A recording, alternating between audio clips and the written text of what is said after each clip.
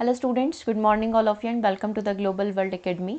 सो आज के सेशन को हम लोग यहाँ पर स्टार्ट करते हैं। सेशन में देखो क्लास नंबर 4 है और आज का जो हमारा टॉपिक है हमारे आसपास के पदार्थ और पदार्थों का पृथक्करण। ठीक है, क्लास 9 का chapter number 1 and chapter number 2 है और आपके सिलेबस के अकॉर्डिंग चैप्टर नंबर 2 आज हम लोग यहाँ पर कंप्लीट करने जा रहे हैं। ठीक है, तो 2 चैप्टर को कंप्लीट करेंगे। क्लास 6 एंड क्लास 9 की एनसीईआरटी से इसको बनाया गया, जो कि मैथ्स स्टूडेंट जो कि मैथ्स से अपना एग्जाम दे रहे हैं और साथ ही साइंस से स्टूडेंट, उन दोनों के लिए ही इंपॉर्टेंट है। और जैसा कि आप सभी स्क्रीन पर देख पा रहे हैं, साइंस का कंप्लीट कोर्स आपका अवेलेबल हो चुका है ना। टेस्ट सीरीज के अंदर आपको क्या क्या कंटेंट मिलता है, 8 फुल लेंथ मॉक टेस्ट आपको प्रोवाइड किए जाएंगे। डेली क्लासेस जो आपकी चल रही है इसका पीडीएफ रहेगा। ठीक है, जैसे कि आज जो क्लास हुई है कल ही आपको इसका पीडीएफ प्रोवाइड कर दिया जाएगा। ठीक है, जैसे आज का पीडीएफ ऑलरेडी कल दिन में आ चुका था। एनसीईआरटी क्लास 6 से लेकर 10 तक की समरी विद एमसीक्यूज आपको प्रोवाइड किए जाएंगे, जिसमें न्यूमेरिकल क्वेश्चंस भी हैं तो उनका भी सॉल्यूशन साथ में प्रोवाइड किया जाएगा। 2500 एमसीक्यू क्वेश्चन अलग से यहाँ पर आपको प्रोवाइड किए जाएंगे साइंस के, क्योंकि अलग अलग पैटर्न पर क्वेश्चन बनते हैं। ठीक है, और साइंस पेडागोजी नोट्स रहेंगे और उसके साथ उसके वीडियोस भी रहेंगे। ठीक है, तो 20 क्लासेस आपकी साइंस पेडागोजी की रहेगी और उसके साथ आपका पूरा कंप्लीट जो 20 नंबर है, क्योंकि आप सभी को पता है 150 नंबर का पेपर है, जिसमें से 30 नंबर आपके जनरल सीडीपी और ये सारी चीज़ें आ जाएगी। तो आपका सीडीपी का कोर्स भी यहाँ पर अवेलेबल है। अगर आप उस कोर्स को भी बाय करना चाहते हैं तो ज़रूर से ऐप को विजिट कर लीजिएगा। ठीक है, और साथ ही हम लोग बात कर रहे थे 120 नंबर की, तो 120 नंबर में से 100 नंबर का आपका साइंस आएगा और 20 नंबर का आपका पेडागोजी आएगा। सेम चीज़ आपके मैथ्स में भी होगी, 100 नंबर का और इसमें मैथ्स साइंस आपका रहेगा, 20 नंबर का मैथ्स पेडागोजी रहेगा। तो आपका मैथ्स पेडागोजी का भी कंप्लीट कोर्स अवेलेबल है। ठीक है, तो वो आप जाकर ज़रूर से विजिट कर लीजिएगा। कोई भी डाउट आता है तो ऐप पर ही आप चैट कर सकते हैं या फिर व्हाट्सएप के थ्रू कनेक्ट कर सकते हैं। ठीक है, व्हाट्सएप नंबर मैं यहाँ पर मैंशन कर देती हूँ, 8770803840।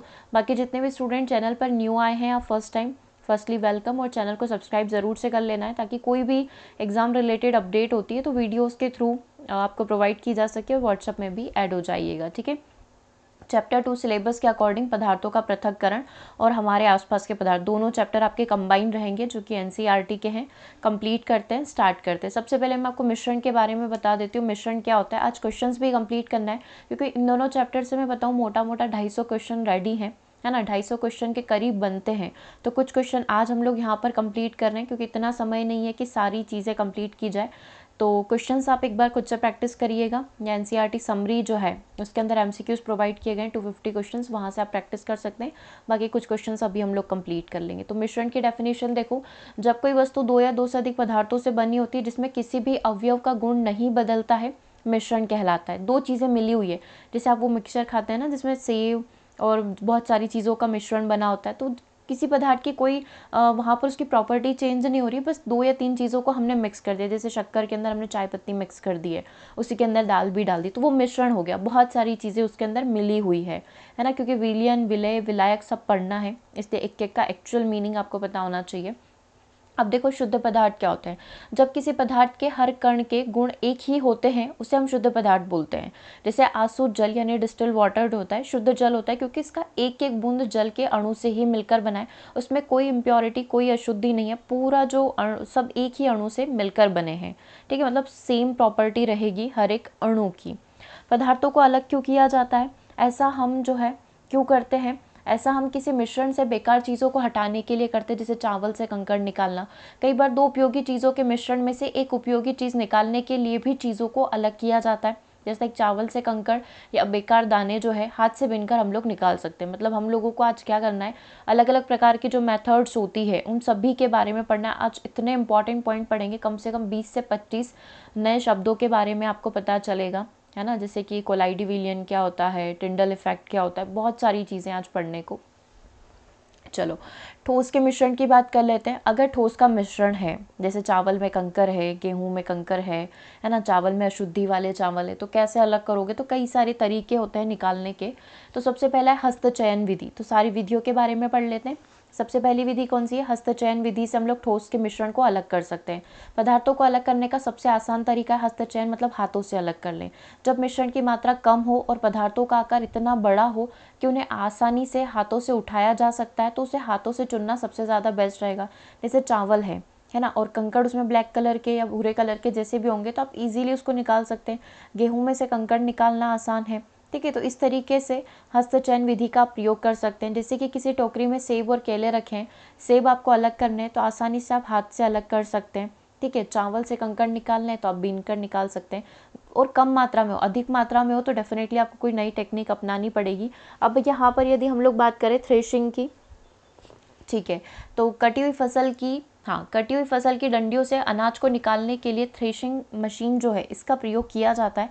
थ्रेशिंग भी अब 3 तरीके से हो सकती है, एक मशीन भी होती है, एक हाथ से भी कर सकते हैं। तो सबसे पहला, जैसे फसल अपन काट कर लाए, गेहूँ अपन काट कर लाए, तो उसमें भूसा भी रहेगा साथ में, है ना, उसकी डंडियाँ वगैरह भी रहेगी, तो उनसे अनाज को हमें अलग करना है। चावल से जो है उसकी जो फलियाँ होती है, दानियाँ जिसको हम लोग बोलते हैं, उससे हमको अलग करना है, तो हम लोग थ्रेशिंग कर सकते हैं। एक तो हाथ से कर लो, जब कटी हुई फसल का गट्ठर छोटा होता है तो उसे किसी कठोर सतह पर हाथ से पीटा जाता है, जिससे अनाज उसका अलग हो जाएगा। जैसे गेहूं की बाली अगर कम है, कम मात्रा में अनाज पैदा किया है, तो उसको गट्ठर बनाकर, एक ऐसा पूरा बंडल बनाकर ऐसे उस पर पीट कर जो है उससे हम लोग अनाज को अलग कर सकते हैं। तो सबसे पहली मेथड हैंडमेड। दूसरा, मवेशी से थ्रेशिंग करवा लो, मतलब जानवरों के थ्रू। जब फसल की मात्रा अधिक होती है तो थ्रेशिंग के लिए मवेशियों की मदद ली जाती है। बांस के खूंटे के चारों ओर फसल की गट्ठरों को फैला दिया जाता है। क्या बोल रहे हैं ये? बांस का एक खूंटा है, इसके चारों ओर हमने क्या कर दी, फसल फैला दी है। अब फिर उस खूंटे की कतार में कई बैल या भैंसे जो है इसके अराउंड चक्कर लगाएंगे, जिसकी वजह से जो क्या है वो पैरों से रौंदेंगे, जिसे मनुष्य स्वयं भी करते हैं ना, पैरों से भी करते हैं। तो यहाँ पर पैरों से रौंदेंगे तो अनाज से दाने अलग हो जाएंगे, ठीक है। तो ये 2 तरीके हो गए। तीसरा है थ्रेशिंग मशीन। आजकल थ्रेशिंग मशीन या थ्रेशर का इस्तेमाल किया जाता है। इस मशीन को डीजल इंजन या बिजली से आप चला सकते हो। इस मशीन की सहायता से बहुत बड़ी मात्रा में थ्रेशिंग जो है बहुत कम समय में हो जाती है, समय भी बचती है और इतनी ज़्यादा मजदूरी भी नहीं लगती है, ठीक है। अब अगली मेथड, हस्तचयन विधि पढ़ लिया आपने, है ना, दूसरा थ्रेशिंग पढ़ लिया। अब तीसरा है चालन, है ना। जब कणों का आकार बहुत ज़्यादा छोटा होता है ना, तो यह मात्रा बहुत ज़्यादा होती है तो चालन का आप इस्तेमाल करते हैं। जैसे कि आपने देखा होगा रवा हो गया, है ना, या फिर सरसों, राई वगैरह, ये जो चीज़ें होती है ये बहुत बारीक होती है ना, और इसमें से अगर कंकड़ निकालना है तो डेफिनेटली आप नहीं निकाल सकते हैं। या फिर बहुत ज़्यादा मात्रा में गेहूँ, चावल वगैरह है तो नहीं पॉसिबल है कि इंसान हाथ से बैठकर उसको निकाले। इसके लिए सही आकार के छेदों वाली छालनी का प्रयोग करते हैं, छन्नी जिसको हम लोग बोलते हैं। छलनी में लोहे या नायलॉन की जाली लगी हुई होती है। आटे से चोकर को भी अलग करने के लिए आप छलनी का इस्तेमाल करते हैं। निर्माण स्थल पर रेत से कंकड़ को निकालने के लिए लोहे की बड़ी बड़ी आपने देखी होगी, इस तरीके की पूरी होती है ना, ऐसे इस तरीके से स्लाइडिंग फॉर्म में उसको लगाया जाता है और इसके ऊपर रेत भर भर के डाली जाती है। तो अच्छी वाली जो रेत है वो नीचे गिर जाएगी छलनी से और बड़ी बड़ी रेत बाहर गिरती है।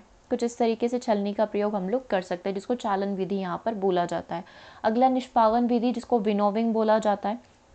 जब पवन या हवा की मदद से हल्के कणों को भारी कणों से अलग किया जाता है। जैसे आपने देखा होगा ना, बहुत सारे लोग रोड पर ही बैठ जाते हैं, ठीक है, हवा से जो है ऊपर ऐसे कुछ तगारी से सामान डालते हैं, अनाज वगैरह डालते हैं, तो भूसा तो हवा से उड़कर दूर गिर जाता है और धान जो है उनका नीचे कलेक्ट हो जाता है।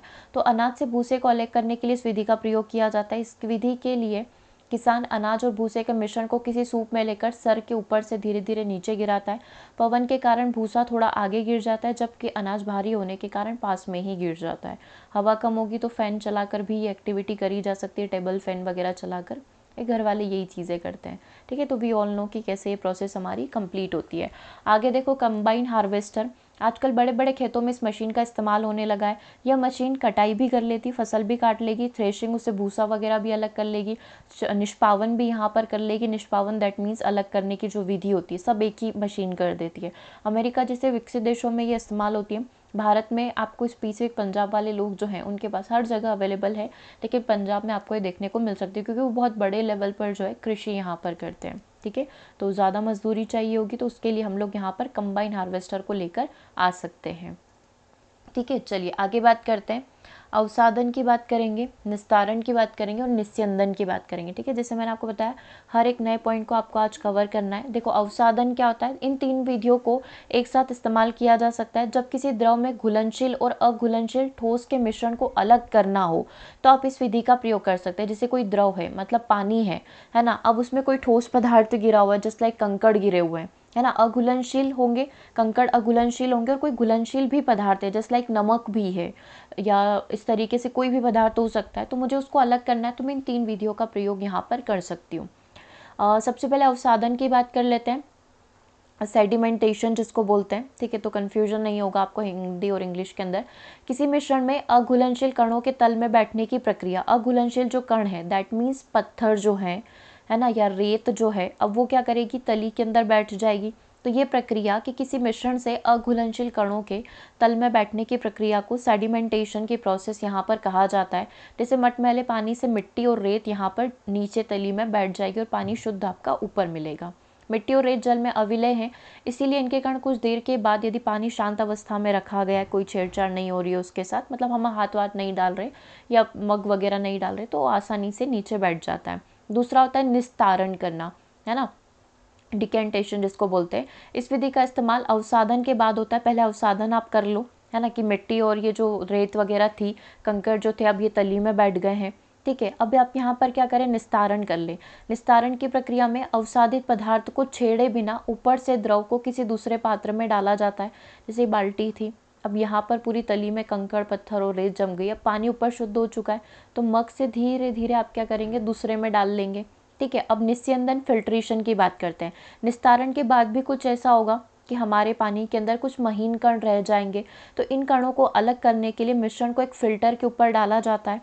द्रव फिल्टर से आगे निकल जाता है और ठोस कण जो है फिल्टर में ही यहाँ पर रह जाते हैं और शुद्ध पानी आपको यहाँ पर प्राप्त हो जाता है। जस्ट लाइक छानने वाली प्रोसेस आप यहाँ पर बोल सकते हैं, ठीक है। तो फिल्टर पेपर हो सकता है, पतला जो है कपड़ा यहाँ पर हो सकता है, सूती कपड़ा यहाँ पर हो सकता है, ठीक है। चलो आगे कुछ नाम पढ़ो। वाष्पन क्या होता है, तो जल के वाष्प में बदलने की प्रक्रिया को वाष्पीकरण की प्रोसेस कहा जाता है। कल ही हमने पढ़ा था ठोस का द्रव, द्रव से गैस, फिर गैस से ठोस और ठोस से गैस में परिवर्तित होने की प्रोसेस के बारे में। तो 6 नाम हमने वहाँ पर पढ़े थे, उसमें से हमने वाष्पीकरण भी देखा था, ठीक है। तो जल से वाष्प में बदलने की प्रक्रिया, जैसे पानी था, इसका ताप बढ़ाया गया, है ना, इसको गर्म किया गया तो वो वाष्प में परिवर्तित हो गया, ठीक है। संघनन कंडेंसेशन की प्रोसेस क्या होती है, जल वाष्प के जल में बदलने की प्रक्रिया को, जैसे बादल वापस से क्या बन गए, बारिश हो गई है ना, और जल वाष्प जो थी, भाप जो थी, वो वापस से क्या हो गई, पानी में परिवर्तित हो गई। जैसे पानी जब आप गर्म कर रहे हैं तो उसके ऊपर अगर आपने प्लेट ढक दी तो उस पर भाप जम जाती है, फिर वो वापस से पानी बन जाती है, ठीक है।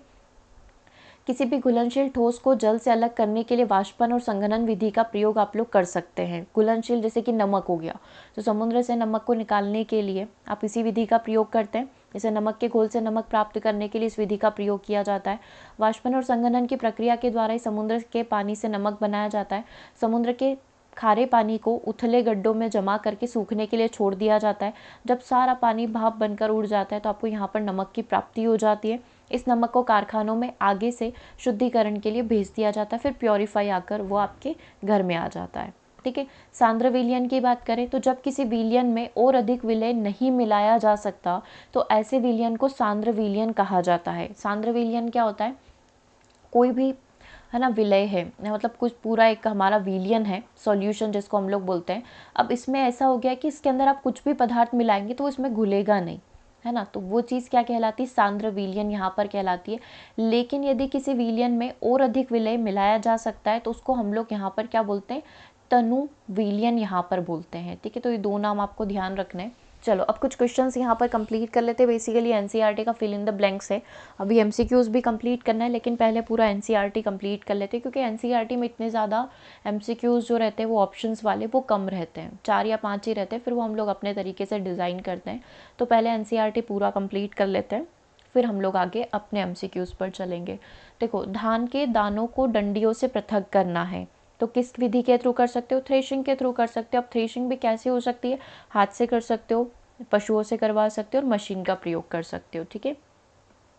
किसी एक कपड़े पर दूध को उलटते हैं तो मलाई उस पर रह जाती है, पृथक्करण की यह विधि क्या कहलाती है, निस्यंदन यहाँ पर कहलाती है। जैसे आपने उसको उलटा, ठीक है, तो वही फिल्टर पेपर वाली बात हो गई, है ना। तो आपने क्या करा, कपड़े के ऊपर उलेटा तो मलाई तो ऊपर रह गई और नीचे नीचे दूध फिल्टर होकर नीचे चला गया, तो निस्यंदन इसको बोल सकते हैं। समुद्र के जल से नमक को किसके द्वारा अलग किया जाता है, वाष्पन प्रक्रिया के द्वारा, वाष्पन संघनन के द्वारा अलग किया जाता है, ठीक है। तो वाष्पन ही आपने अभी देखा था कि पानी जो है भाप बनकर उड़ जाता है और यहाँ पर आपका नमक बच जाएगा, ठीक है। जब पंकिल जल को पूरी रात एक बाल्टी में रखा जाता है, पंकिल मतलब दूषित जल, है ना, तो एक बाल्टी में रखा जाता है तो अशुद्धियाँ तली में बैठ जाती है। इसके पश्चात स्वच्छ जल को ऊपर से पृथक कर लेते हैं। इसमें प्रयोग होने वाली पृथक्करण की प्रक्रिया को क्या कहा जाता है? सेडिमेंटेशन, अवसादन की प्रक्रिया यहाँ पर कहा जाता है। दैट मीन्स जो आंसर होगा वो क्या हो जाएगा? ऑप्शन नंबर डी, अवसादन की प्रोसेस हो जाएगा। ठीक है, यहाँ तक क्लियर है? एक बार और आप चाहें तो देख लो, फिर हम लोग आगे बढ़ जाते हैं। नेक्स्ट पॉइंट की हम लोग यहाँ पर बात करेंगे। सेकेंड, चलो अब क्वेश्चन से स्टार्ट करते हैं। कुछ बहुत बेसिक से क्वेश्चन है, जो अभी तक आपने पढ़ा वही सारे क्वेश्चन है, और इसके आगे हम लोग फिर नेक्स्ट चैप्टर को स्टार्ट करेंगे, हमारे आसपास के पदार्थ को। हस्तचयन विधि कब सुविधाजनक होती है? मतलब कब आप ज़्यादा प्रयोग कर सकते हैं? जब अशुद्धियाँ बहुत ज़्यादा हो, जब अशुद्धियाँ बहुत कम हो, जब अशुद्धियाँ बहुत छोटे आकारों में। देखो छोटे आकार में होगी तो आप डेफिनेटली उसमें से कंकड़ नहीं निकाल पाएंगे। ठीक है, और अशुद्धियाँ बहुत ज़्यादा होगी तो बहुत ज़्यादा समय लगेगा। जब अशुद्धियाँ बहुत कम होती है, जैसे लाइक चावल में गिनती चुनती के कंकड़ आते हैं, जैसे ये दाल वाली चीज़ होती है, तो बहुत कम अशुद्धियाँ होने पर हम लोग हस्तचयन विधि का प्रयोग यहाँ पर कर सकते हैं, या हस्त निष्पावन का। ठीक है, पदार्थ किसे कहते हैं? जो स्थान घेरता है, जिसका द्रव्यमान होता है। तो कल ही हम लोगों ने पदार्थ की प्रॉपर्टी के बारे में देखा था, जो स्थान भी घेरता है और जिसका द्रव्यमान भी होता है, उसको हम लोग पदार्थ यहाँ पर कहते हैं। शुद्ध पदार्थ वे पदार्थ होते हैं जो खाने में शुद्ध हो, जिन्हें छानकर और वाष्पीकृत कर पृथक किया जा सके, जिसमें सभी अणु समान प्रकृति के हो। तो शुद्ध पदार्थ वे पदार्थ होंगे जिसमें सभी अणु जो है उसके अंदर, जैसे जल है तो उसके सभी अणु की प्रॉपर्टी सेम है, उसमें कोई भी इम्प्योरिटी, कोई भी अशुद्धि यहाँ पर नहीं है। दैट मीन्स जिसमें सभी अणु क्या होते हैं? समान प्रकृति के होते हैं। चलो, रेशों से बीज को कैसे पृथक किया जाता है? ओटने से, कटाई करके, ए और बी दोनों के माध्यम से, या केवल इनमें से कोई नहीं, है ना। तो रेशों से अगर आपको बीज निकालने हैं तो आप ओटेंगे उसको, क्योंकि आपने देखा है कि रेशम वाली पूरी प्रोसेस आपने देखी है ना, बहुत अच्छे से पढ़ा था हमने ईवीएस के अंदर। तो रेशों से बीज को पृथक करना है तो डेफिनेटली आप ओटने के थ्रू करेंगे, क्योंकि कताई के थ्रू तो क्या पॉसिबल है? कताई के थ्रू तो जो रेशे के धागे होते हैं, मतलब रेशा जो होता है उससे आप धागा बना लेते हैं। ठीक है, और फिर उसी से आप डिफरेंट प्रकार के क्लोथ्स बनाते हैं। जस्ट लाइक कोई भी प्रकार का साड़ी, कोई भी क्लोथ्स बनाना है तो आपको धागे की आवश्यकता होगी। ठीक है, तो कताई बेसिकली क्या प्रोसेस होती है? रेशे से धागा बनाने की प्रोसेस कताई कहलाती है। और अभी हमको बोला गया कि बीजों को निकालना है। रेशे से बीजों को अगर आप अलग करेंगे, है ना, जैसे कपास वगैरह हो गया, तो उससे आप बीज निकालते हैं तो उसको ओटना बोलते हैं। ओके, क्लियर है यहाँ तक? चलो, बालू और लोहे के छीलन को पृथक करने के लिए, बालू है, मिट्टी है ना, रेत है, बालू रेत है, और लोहे की छीलन है, तो आप इसको कैसे अलग करोगे? तो बहुत इजी है कि आप क्या कर सकते हो? बीन कर सकते हो चुंबकीय पृथक्करण, उसको फटकार कर या फिर उसकी चाल कर, है ना, मतलब छलनी के द्वारा। तो आप ये देखो कि लोहा है तो हमें पता है चुंबकीय प्रोसेस एक्टिवेट हो सकती है यहाँ पर, चुंबकीय पृथक्करण। चुंबक उसमें रख दो तो चुंबक पर पूरी लोहे की छीलन इकट्ठी होकर आ जाएगी और बालू नीचे नीचे बच जाएगी। ठीक है, निम्नलिखित में से किसका प्रयोग निस्यंदक, जो कि छानने में काम आता है, के रूप में आप कर सकते हैं? फिल्टर पेपर, सामान्य पेपर, मोटा कपड़ा और लोहा। देखो सामान्य पेपर का प्रयोग तो आप नहीं कर पाओगे, मोटे कपड़े में छनेगा नहीं, लोहे का कोई काम है नहीं, तो केवल फिल्टर पेपर ही है।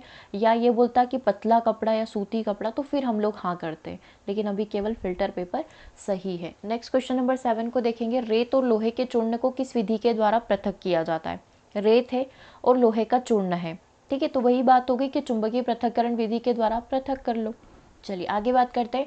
आटे में से अशुद्धियाँ निकालनी, रोज आटा छनता है, छलनी के द्वारा आप कर सकते हैं। ठीक है, निस्तारण में तो इस तरीके से अलग हम लोग करते हैं। ठीक है, तो हम लोग बोल सकते हैं आटे में अशुद्धियाँ निकालनी तो आप छलनी के द्वारा यहाँ पर कर सकते हैं। ओके, पृथक्करण शब्द का अर्थ क्या होता है? चीज़ों को अलग अलग करना। दैट मीन्स आंसर क्या हो जाएगा? ऑप्शन नंबर 1, चीज़ों को अलग अलग करने के लिए पृथक्करण विधि का प्रयोग करते हैं। चाय की पत्तियों को कैसे पृथक किया जाता है? जैसे चाय है उसको उसके पत्तियों से कैसे पृथक करना है? तो छलनी के द्वारा, नली के द्वारा। डेफिनेटली छलनी के द्वारा ये प्रोसेस होगी, चाय बारीक होगी, वो नीचे निकल कर आ जाएगी, पत्तियाँ ऊपर रह जाएगी। अविनाशी का अर्थ क्या होता है? पदार्थ न तो उत्पन्न किया जा सकता है, नहीं खत्म किया जा सकता है, दोनों। जो उत्पन्न किया जा सकता है वो अविनाशी। अविनाशी मतलब कि ना तो पदार्थ को आप उत्पन्न कर सकते हो और ना ही क्या कर सकते हो? खत्म कर सकते हो। That means option number C. Okay, चलिए आगे देखिए। पृथक्करण की कौन कौन सी विधियां? हस्तचयन, थ्रेशिंग, निष्पावन, हाँ सारी की सारी विधियां। That means option number D. समुद्र जल से कैसे नमक को प्राप्त किया जाता है? वाष्पन के द्वारा, संतृप्त विलयन के द्वारा, दोनों के द्वारा या छानकर। समुद्र जल से नमक को अलग करने के लिए बड़े बड़े गड्ढों में समुद्र का पानी इकट्ठा किया जाता है, कुछ दिनों में पानी जो है भाप बनकर उड़ जाता है, नमक बच जाता है, फिर उसको प्योरीफाई करने के लिए फैक्ट्री वगैरह में भेजा जाता है। तो वाष्पन के द्वारा किया जाता है। ठीक है। वाष्पन विधि का प्रयोग किस में किया जाता है बताओ? द्रव में घुले हुए ठोस को अलग करने में, यानी कि आप ये बोल रहे हो कि समुद्र जल से नमक को अलग करना है। ठोस को ठोस से अलग करने के लिए दो ठोस को अलग करना है, तो ठोस उड़ेगा कैसे, है ना? तो वाष्पन तो तभी होता है ना जब द्रव उड़ रहा हो या गैस विसरित हो रही हो। तो केवल ऑप्शन नंबर 1 करेक्ट है, ठीक है। और द्रव से द्रव को अलग करना है तो वाष्पन विधि नहीं काम करेगी। 15 का देखिएगा, वायु क्या है? शुद्ध पदार्थ है, सममांगी मिश्रण है, विषमांगी है, ऑक्सीजन और नाइट्रोजन के यौगिक है। बेसिकली वायु जो है सममांगी मिश्रण है, ठीक है, शुद्ध नहीं है क्योंकि वायु में कई सारे कण हैं, तो बेसिकली इसको सममांगी मिश्रण यहाँ पर बोला जाएगा, ठीक है। अच्छा, सममांगी विषमांगी में कंफ्यूज हो रहे हो तो भी एक टेबल में मैं आपको पूरा डिफरेंस बता दूंगी, सममांगी और विषमांगी मिश्रण में क्या डिफरेंस होता है। दूध से पनीर को अगर आपको बनाना है तो फिल्टर के द्वारा, वाष्पन के द्वारा, अवसादन या फिर निस्तारण के द्वारा, ठीक है। अवसादन तो आपको पता ही है, जो ठोस पदार्थ होंगे वो तली में बैठ जाएंगे। निस्तारण उसको अलग आप कर लेंगे, ठीक है। निस्यंदन क्या होता है? फिल्टर पेपर लगाकर जो है आप क्या कर सकते हैं, पनीर ऊपर रह जाएगा, दूध जो है वो छन जाएगा यहाँ पर, दैट मीन्स निस्यंदन। फिल्टर का प्रयोग आप लोग यहाँ पर कर पाएंगे, ठीक है। हमें पदार्थों का पृथक्करण क्यों करना पड़ता है? क्योंकि हम लोग क्या चाहते हैं, अनचाहे पदार्थ जो है वो बाहर निकल कर आ जाए और उसकी अशुद्धियाँ यहाँ पर खत्म हो जाए, that means option number C. Question number 18 को देखिएगा, हस्तचयन की विधि का उपयोग निम्नलिखित में से किसके लिए किया जाता है? दाल से बड़े मिट्टी के कण को निकालना है, हाँ। चावल से पत्थर को निकालना है, हाँ। अनाज से बड़े मिट्टी के धूल कणों को अलग करना है, हाँ। That means option number D, इन सभी के लिए हम लोग हस्तचयन विधि का प्रयोग करते हैं, ओके। छलनी द्वारा आटे की अशुद्धियों को निकालना क्या कहा जाता है ना? तो ये चालन की प्रोसेस है, ठीक है। इसको चावल लिख दिया मैंने, चालन की प्रोसेस यहाँ पर करेक्ट होगा, ठीक है। छलनी से आप लोग छान रहे हैं उसको बेसिकली, ठीक है।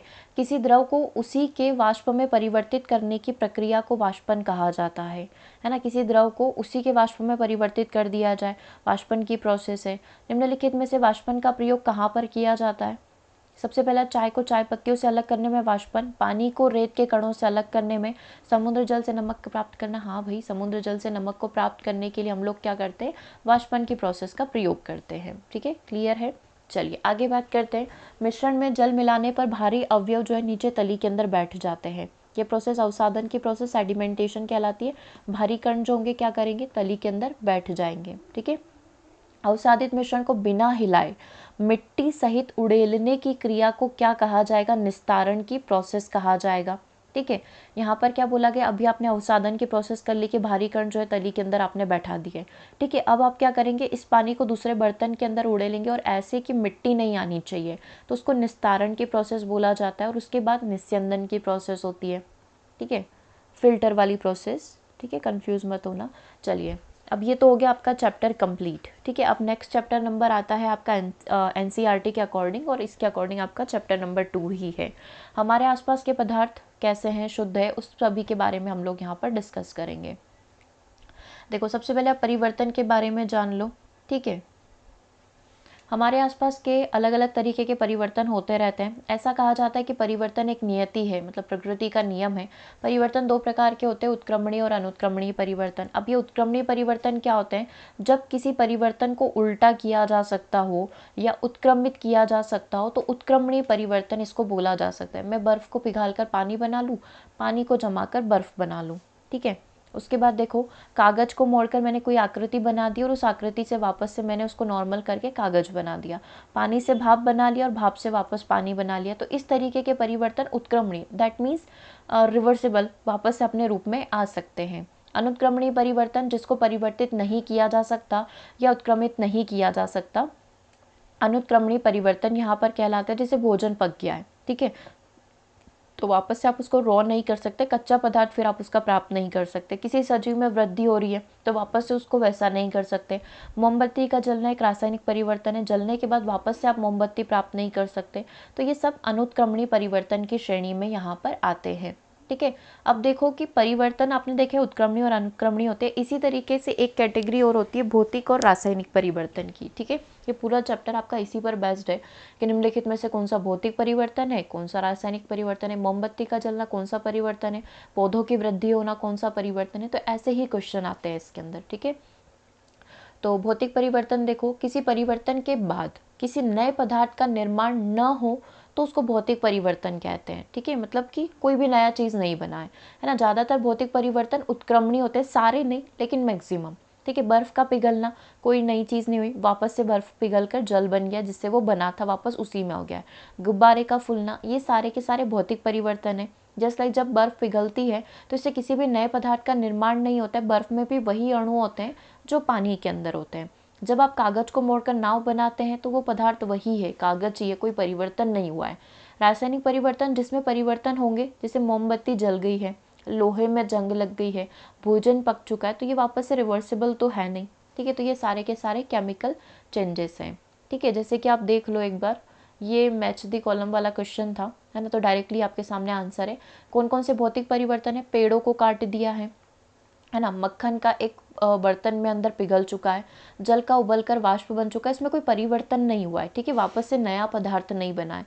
जल में साधारण नमक घुल चुका है, फलों से सलाद बन चुका है। ठीक है, तो ये सब के सब अपने आप में भौतिक परिवर्तन है, इनसे नया कुछ नहीं बना है। ठीक है, रासायनिक परिवर्तन, जिससे कुछ नया प्रोडक्ट बना है या जिससे कुछ परिवर्तन तो हुआ है, जैसे अलमारी में जंग लग चुकी है, रस्ट आ चुकी है, तो डेफिनेटली कुछ केमिकल रिएक्शन हुई है। विद्युत तरंग का जल में प्रवाहित होना तथा उसका हाइड्रोजन और ऑक्सीजन गैसों के अंदर विघटित हो जाना। ठीक है, जैसे विद्युत तरंग जो है जल में प्रवाहित किया गया तो हाइड्रोजन और ऑक्सीजन में परिवर्तित हो गई, विघटित हो गई। लकड़ी और कागज का जलना, है ना, तो रिएक्शन हुआ, केमिकल रिएक्शन हुआ, क्योंकि उन्होंने वायुमंडल की जो ऑक्सीजन और जितनी भी गैसेस है उनके साथ रिएक्शन किया। ठीक है, चलो अब देख लो सममांगी विषमांगी मिश्रण आपके ये आ गया, जो मैं आपको पहले बता रही थी। पदार्थ क्या होता है? एक प्रकार का द्रव्य जो कि भौतिक प्रक्रमों के द्वारा अन्य प्रकार के द्रव में पृथक नहीं किया जा सकता। एक शुद्ध पदार्थ एक ही प्रकार के कणों से मिलकर बना होता है। मिश्रण एक ऐसा पदार्थ है जो या दो से अधिक तत्वों या फिर यौगिकों से मिलकर बना होता है। ठीक है, जैसे कि वायु। ठीक है, अब मिश्रण के प्रकार, मिश्रण दो प्रकार के होते हैं, सममांगी हो सकता है और विषमांगी हो सकता है। सममांगी मतलब सेम एलिमेंट्स। ठीक है, जैसे यहाँ पर देखो सममांगी मिश्रण, वे मिश्रण जिसमें पदार्थ परस्पर पूर्ण रूप से मिश्रित हो जाते हैं और एक दूसरे से अविभेद्य होते हैं, दैट मीन्स आप उनको अलग नहीं कर सकते, सममांगी मिश्रण कहलाते हैं। संपूर्ण द्रव्यमान में एक समान संगठन होगा, जैसे जल में शर्करा और चीनी का विलयन, जल में आपने ग्लूकोज मिला दिया, चीनी मिला दी, तो वो सब कुछ मिक्स हो चुका है। ठीक है, तो ये सममांगी मिश्रण कहलाएंगे। विषमांगी क्या कहलाते हैं? वे मिश्रण जिनमें पदार्थ पृथक पृथक रहते हैं और एक पदार्थ छोटे कणों, छोटी छोटी बूंदों अथवा बुलबुलों के रूप में दूसरे पदार्थ में हर जगह फैला रहता है, विषमांगी मिश्रण कहलाता है। ठीक, इसमें जो पूरा संगठन होगा वो एक सा नहीं रहेगा, जैसे कि शक्कर और बालू का मिश्रण एक विषमांगी मिश्रण है, क्योंकि ये दोनों अलग अलग रहेंगे, मतलब कभी भी एक नहीं होंगे। ठीक है, क्योंकि इस मिश्रण में विभिन्न भागों में शक्कर और बालू का भिन्न भिन्न मिश्रण का संगठन होगा। द्रवों में ठोस के निलंबन भी विषमांगी मिश्रण है। द्रवों के अंदर ठोस डाल दिया गया, जैसे पानी के अंदर आपने बालू रेत डाल दी है, उनका निलंबन हुआ है, तो ये प्रोसेस भी क्या कहलाती है? विषमांगी प्रोसेस यहाँ पर कहलाती है। ठीक है, आप देख सकते हैं होमोजीनियस और हेट्रोजीनियस मिक्सचर, वही सममांगी और विषमांगी मिश्रण क्या होते हैं। डिफरेंस में देख लो, इसका एक समान संगठन होता है, इसका एक समान संगठन नहीं होता है। इसमें विभिन्न अवयवों के बीच में कोई पृथक्करण सीमा नहीं होती है, जैसे जल में चीनी, जल में नमक, अल्कोहल में जल, कार्बन डाइसल्फाइड में सल्फर का मिश्रण। ठीक है, और विषमांगी के देखें तो विषमांगी में एक समान संगठन नहीं होगा, डिफरेंट डिफरेंट होगा। जैसे तेल के अंदर जल है तो तेल ऊपर तैरेगा। चीनी और नमक में आप देखेंगे दोनों अलग अलग, दोनों ठोस हैं। बालू तथा नमक, ठीक है, और सममांगी में देखिए इसके अवयवों को आप आसानी से देखना संभव नहीं है, क्योंकि नहीं दिखेगा, शक्कर घुल चुकी है। ठीक है, और इसी तरीके से विषमांगी को आप बहुत इजीली देख सकते हैं। चलो आगे बात कर लेते हैं विलयन की। विलयन दो या दो से अधिक पदार्थों का सममांगी मिश्रण है, जैसे नींबू जल, सोडा जल आदि विलयन के उदाहरण हैं। दो या दो से अधिक पदार्थ बिल्कुल घुल चुके हैं, अपने आप में आप पहचान नहीं सकते कि उसके अंदर क्या क्या डला हुआ है। तो विलयन दो प्रकार के होते हैं। ठीक है, अब इससे बनते हैं आपके एमसीक्यू क्वेश्चन, तो बी प्रिपेयर्ड कि एमसीक्यू आते हैं, है ना, न्यूमेरिकल क्वेश्चंस आते हैं, न्यूमेरिकल क्वेश्चन, राइट, तो आप रेडी रहें उनको सॉल्व करने के लिए। ठीक है, तो किसी विलायक को दो भागों में बनाया जाता है। किसी विलयन जो है दो भागों से मिलकर बना होता है, एक उसमें विलायक होता है और दूसरा होता है विलेय। तो ये समझना जरूरी है, क्योंकि इससे आपका फॉर्मूला बनता है। ठीक है, तो विलयन के प्रकार, विलयन दो चीज़ों से मिलकर बना है, विलायक और विलेय से। ठीक है, बेसिकली विलयन क्या होता है? सममांगी मिश्रण होता है। पहला कॉन्सेप्ट क्लियर है। दूसरा, विलयन दो प्रकार से मिलकर बना होता है, विलेय और विलायक। ठीक है, विलायक क्या होता है? विलयन का वह घटक जो अधिक मात्रा में उपस्थित होगा, जस्ट लाइक पानी, है ना, अधिक मात्रा में उपस्थित होगा, विलायक कहलाएगा। विलयन का वह घटक जो कम मात्रा में उपस्थित होगा, जस्ट लाइक नींबू के आपने 2 बूंदे डाल दी तो वो उसमें विलय है। विलय दैट मीन्स घुल चुका है, अच्छे से घुल चुका है। तो नींबू पानी की अगर मैं बात करूँ तो इसमें अधिक मात्रा में पानी होगा और कम मात्रा में नींबू होगा, ठीक है, नींबू का रस होगा।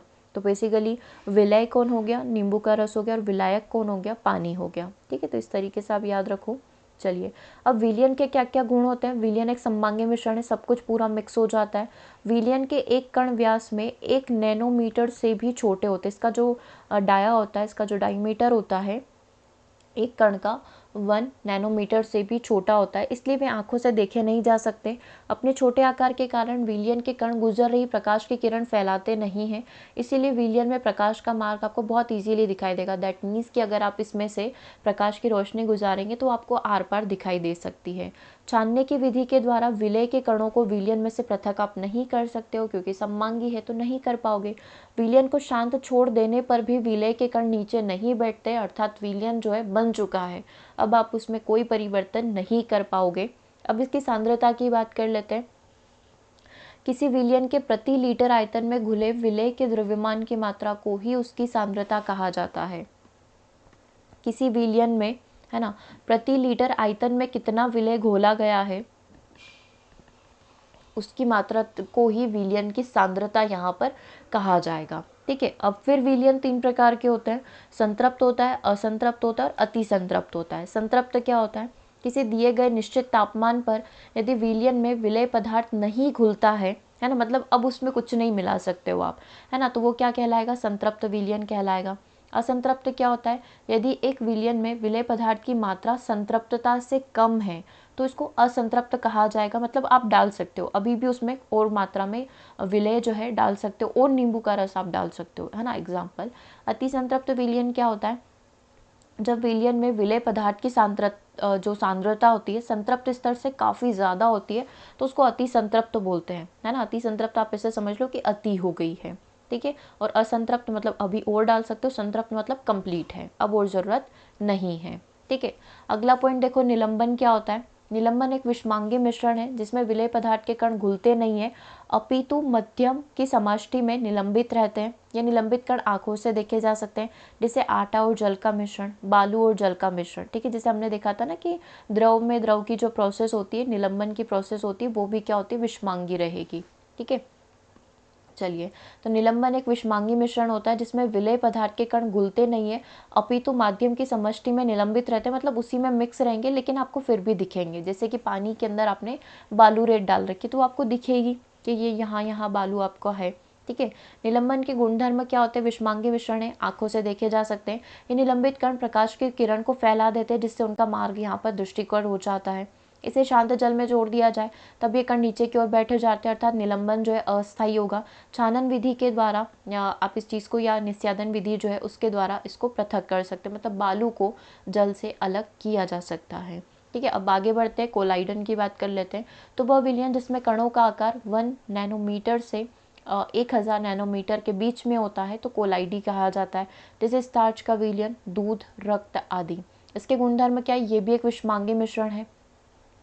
कोलाइड के कणों का आकार इतना छोटा होता है कि ये पृथक रूप से आंखों से नहीं देखे जा सकते, क्योंकि दिख ही रहा है ना कितना साइज है इसका।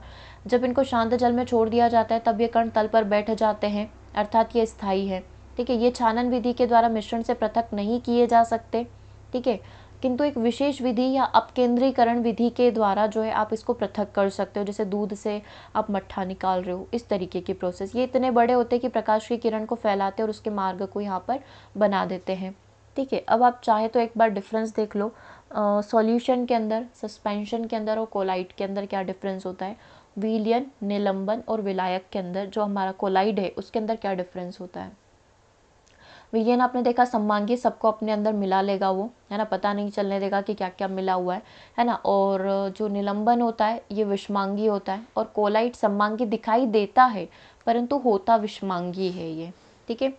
विलय के कणों का आकार अत्यंत छोटा होता है, 1 नैनोमीटर, दैट मीन्स 10⁹ मीटर से भी ये छोटे होते हैं, इसलिए इनको आंखों से नहीं देखा जा सकता। यहाँ तक कि शक्तिशाली माइक्रोस्कोप के द्वारा यदि उसकी आवर्धन क्षमता 100 हो तब भी आपको थोड़ा देखने में ध्यान रखना होगा, ठीक है। विलय के कणों का आकार बहुत बड़ा होता है, 100 नैनोमीटर व्यास से भी ये बड़े होते हैं, इसलिए इनको आसानी से आप देख सकते हैं।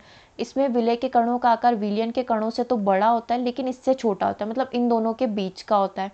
ठीक है, इनके कणों को माइक्रोस्कोप से भी नहीं देखा जाता है, परंतु इनको इलेक्ट्रॉन माइक्रोस्कोप जो होता है उसके थ्रू आप यहाँ पर देख सकते हैं। ठीक है, यह फिल्टर पेपर से गुजारा जाता है, फिल्टर पेपर से आप गुजारोगे। ठीक है, और यह फिल्टर पेपर से नहीं गुजरता है, और यह फिल्टर पेपर से आसानी से गुजर जाएगा और आप चीज़ों को अलग कर पाएंगे। यह स्थायी है तथा इसका विलय जो है पृथक नहीं होते हैं। छानन विधि के द्वारा विलय के कणों को आप पृथक नहीं कर सकते हैं। यह अस्थायी है, इसके कण कुछ समय के बाद तली पर बैठ जाते हैं, जिसको छानन विधि के द्वारा मिश्रण को आप अलग अलग कर सकते हैं। यह स्थायी विलयन है जिसमें विलय पृथक नहीं होता है, इसलिए छानन विधि के द्वारा आप कोलाइड को पृथक नहीं कर सकते हैं। इसमें प्रकाश का प्रकीर्णन नहीं होगा तथा यह टिंडल प्रभाव उत्पन्न नहीं करेगा। ठीक है, प्रकाश का प्रकीर्णन नहीं होगा क्योंकि सारा जो विलयन है बिल्कुल सिमिलर है। इसमें प्रकाश का प्रकीर्णन होगा, ठीक है, परंतु ये टिंडल प्रभाव को नहीं दर्शाता है। और कोलाइड की बात करूं, इसमें प्रकाश का प्रकीर्णन होता है और ये टिंडल इफेक्ट को भी यहाँ पर शो करेगा। ठीक है, तो आप एक बार से इसको देख लीजिए, क्लास 9th की बुक में आपको ये मिल जाएगा, नोट्स में भी मिल जाएगा, और चाहे स्क्रीनशॉट लेना है तो ले लो एक बार से, फिर आगे बढ़ते हैं।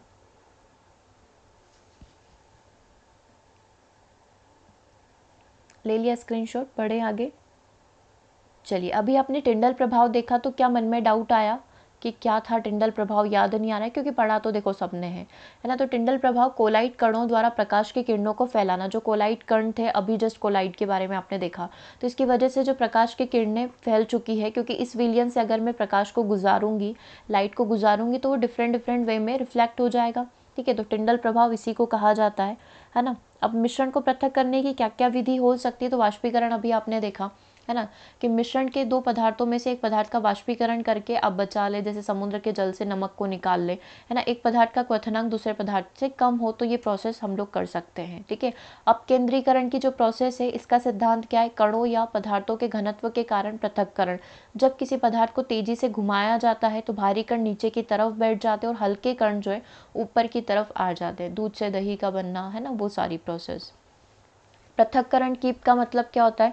दो अघुलनशील द्रव जो कि दोनों एक साथ नहीं घुल सकते हैं को आसानी से पृथक्करण कीप के द्वारा अलग अलग कर सकते हैं। इसमें कीप का स्टार्ट कार खोलने पर पानी दूसरे बीकर में इकट्ठा हो सकता है और दूसरे बीकर में बचा हुआ तेल हम लोग यहाँ पर इकट्ठा कर सकते हैं। मतलब बेसिकली एक कीप के द्वारा जो है आप दो अघुलनशील द्रव जो हैं उनको क्या कर सकते हैं? अलग अलग कर सकते हैं। ठीक है, जो एक दूसरे में मिक्स नहीं होंगे, just like oil and water. ठीक है, ऊर्ध्वपातन सब्लिमेशन के बारे में हम लोगों ने देखा है। दो पदार्थों के बीच में एक पदार्थ को ऊर्ध्वपातित कर लो, जिसको ठोस से सीधे गैस में परिवर्तित कर लो, दूसरा वैसा का वैसा रहेगा।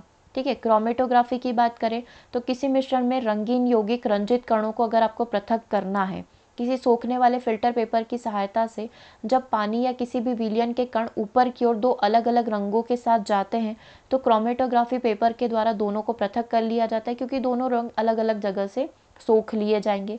तो ये बेसिकली ये प्रोसेस होती है क्रोमेटोग्राफी की, कि हम लोग यहाँ पर इनको कलर को अलग कर सकते हैं।